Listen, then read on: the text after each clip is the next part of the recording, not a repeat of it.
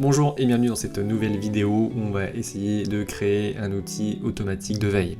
Donc on aurait pu surveiller l'évolution des prix par exemple sur Amazon, dans votre catégorie, on aurait pu surveiller ce que postent les concurrents sur les réseaux sociaux pour en faire un benchmark, un tableau. Mais ici on va s'intéresser à la veille réputationnelle de votre organisation. Alors comment on va faire ça? On va utiliser encore une fois N8N, donc cet outil d'automatisation de workflow. Alors je vous présente le scénario, le workflow qu'on va utiliser ici. Donc vous allez voir, il y a 7-8 briques, elles sont assez simples et ça va nous permettre vraiment d'avoir quelque chose d'automatique et de très utile, et ça va vous permettre, ça sera un scénario de base et vous allez pouvoir l'enrichir et l'adapter. Alors le déclencheur ici, du coup ça va pas être un formulaire, ça va pas être un chat, ici c'est ce qu'on appelle un cron. Et du coup, en fait, c'est un déclencheur qui va se déclencher à une certaine fréquence que vous allez définir. Donc ici, vous allez pouvoir choisir chaque jour, chaque minute, chaque heure, chaque semaine, etc. etc.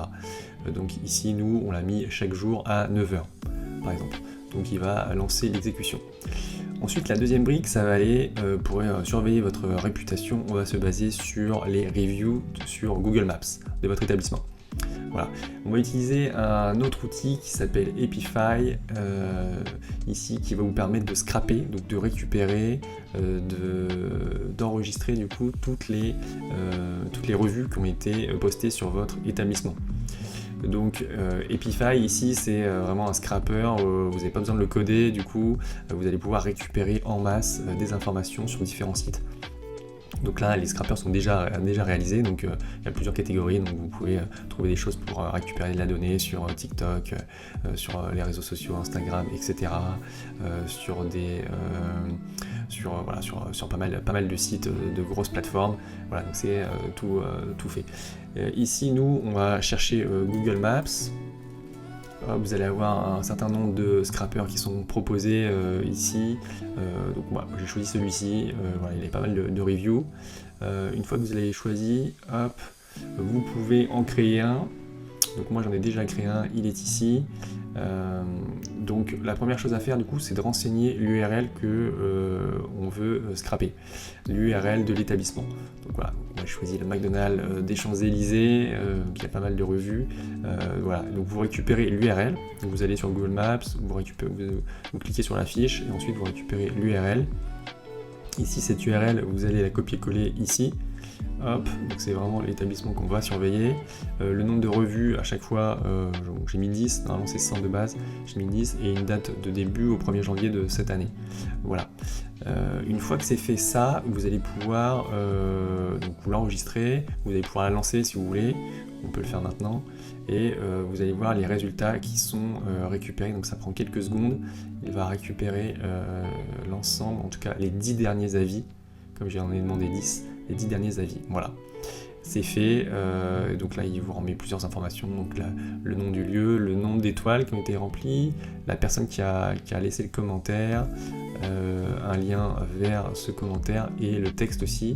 Donc là du coup il y a des choses en français et d'autres non. Par exemple là, c'est cher, il n'y a pas tous les menus je crois, ou c'était trop bien, etc. Voilà, donc vous avez le commentaire, les étoiles, l'auteur, etc. Il y a pas mal d'autres champs.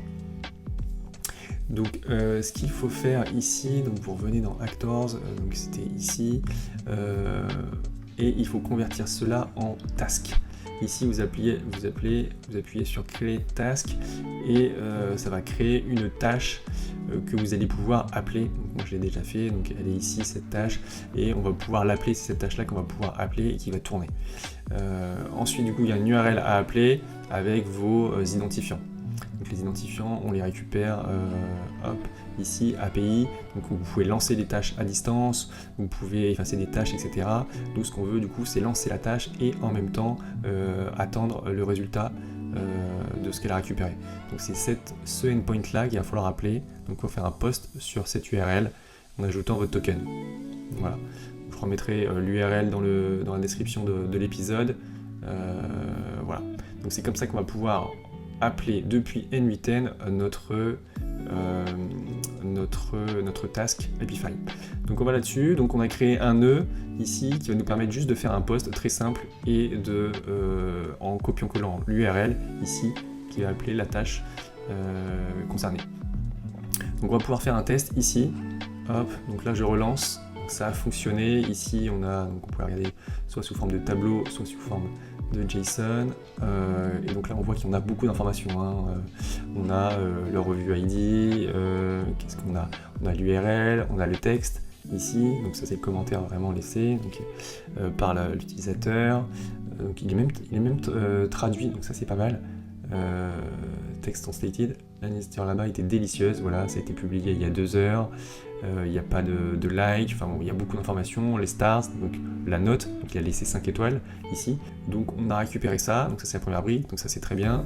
Ensuite du coup on voit qu'on a récupéré un gros tableau avec toutes ces revues, donc les 10 reviews, et moi j'ai rajouté un élément pour convertir ça. Donc c'est juste un tout petit script JS pour les convertir en 10 éléments. Donc c'est juste pour les manipuler, c'est juste voilà, c'est la tuyauterie, juste pour pouvoir les manipuler plus facilement. Donc on voit qu'on avait un item en entrée ici et on a 10 en sortie. Donc voilà, c'est pour ça qu'on va pouvoir manipuler maintenant les 10 facilement. Donc l'élément que j'ai rajouté ici, donc c'est un filtre qui va nous indiquer si les revues sont récentes ou pas. Donc là on va chercher en fait à rajouter une balise dans notre JSON is recent pour dire du coup que la revue a moins de 24 heures. Donc ici on prend la date de publication et on la compare à la date d'aujourd'hui, moins 24 heures. Et voilà, comme ça on va pouvoir, donc je lance le script, ça va rajouter cette mention sur chaque revue, est-ce qu'elle est récente, oui, non. Voilà. Ça on aurait pu ajouter d'autres, ça dépend de ce que vous voulez faire. On aurait pu ajouter est-ce qu'elle est bonne ou pas bonne, suivant le score, est-ce qu'elle a été laissée en français, voilà. Il y a plein de. On peut qualifier comme ça les revues avec votre traitement spécifique. Donc maintenant qu'on a toujours nos 10 éléments, on a repéré les récents, on va pouvoir filtrer avec les récents. Donc voilà, donc là maintenant je lui dis récupère le champ donc isRecent qu'on a ajouté et regarde ceux qui sont à true, donc ceux qui sont vérifiés. Voilà. Et donc là tout le monde est récent, donc il faut forcément car il y a pas mal d'annonces sur ce restaurant, enfin en tout cas des revues dans les 24 dernières heures, donc on voit que c'est tout des récents, mais si y en avait quelques-unes qui étaient pas récentes par exemple, on aurait pu imaginer un autre traitement, du coup les inscrire dans un tableau ou voilà, les envoyer à quelqu'un d'autre. Ensuite, du coup, on va faire un filtre, on va compiler, on va faire un filtre pour détecter les avis négatifs. Donc ici, on va demander à faire un filtre du coup sur le champ stars, et du coup, on va demander à identifier ceux qui sont inférieurs à 3. Donc c'est ce qu'on lance, hop, voilà, et donc on voit qu'il y a un avis qui est inférieur à 3 et 9 qui sont au-dessus. Donc là, celui-ci, c'est celui qui est inférieur à 3. On voit effectivement qu'il avait 2 ici. Et qu'est-ce qu'on voit? Qu'est-ce qu'il a laissé? C'était cher, il n'y a pas tous les menus. Voilà, c'était son commentaire. Donc là, on va ensuite compiler les mauvais avis. Donc là, voilà, j'ai récupéré l'auteur, c'est ce qui m'intéressait, la note et son avis du coup. Hop, voilà. Et donc on va compiler tout ça avec un code JS. Et ensuite cette compilation, du coup, on va l'utiliser parce qu'on va envoyer un email. Donc voilà, quelqu'un de votre équipe par exemple. On va dire que c'est on va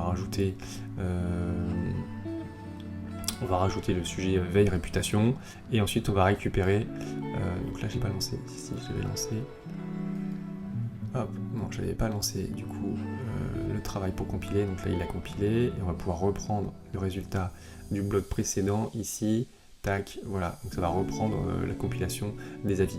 Et ensuite je vais faire exécuter, hop, et là on voit qu'il y a un email qui est bien parti avec la compilation de tous les mauvais avis. Donc je vais dans ma boîte mail, hop, est-ce que j'ai reçu un email? Oui, j'ai reçu un email et voilà, voici les derniers avis négatifs publiés. Et voilà, donc on a l'auteur, la note et l'avis. Voilà, donc ça a fonctionné, notre workflow fonctionne en entier, on voit qu'on aurait pu vraiment l'enrichir, parce qu'on a beaucoup de données, quand on regarde les résultats, on voit qu'il y a on a même la réponse du coup, ici j'ai vu qu'il y avait la réponse de l'établissement, merci beaucoup pour votre retour, nous sommes ravis, etc. Donc on aurait pu imaginer un filtre aussi pour détecter les avis qui ne sont pas répondus, du coup, et les envoyer à quelqu'un de l'équipe, du coup on a envoyé un message, attention, on n'a pas répondu à tel et tel message, voilà, donc c'est un premier exemple. La fréquence, on peut imaginer que ce soit quelque chose qui ne soit pas tous les jours, ça dépend de l'importance et le volume. Du coup, ça peut être un reporting qui peut être mensuel, du coup, en compilant tous les avis, tous les bons, tout l'ensemble des avis, et on aurait pu ajouter aussi une brique OpenAI ici pour aller, par exemple, analyser l'ensemble des avis et faire un petit résumé en disant vous avez reçu 22 avis et les gens se plaignent négatifs ce mois-ci, et les gens se plaignent plutôt de la rapidité ou de la qualité des plats. Voilà, par exemple. Voilà, donc j'espère que ce petit exemple vous a donné des idées, que ça vous a inspiré, et n'hésitez pas à me dire comment vous l'utilisez dans votre organisation. À bientôt.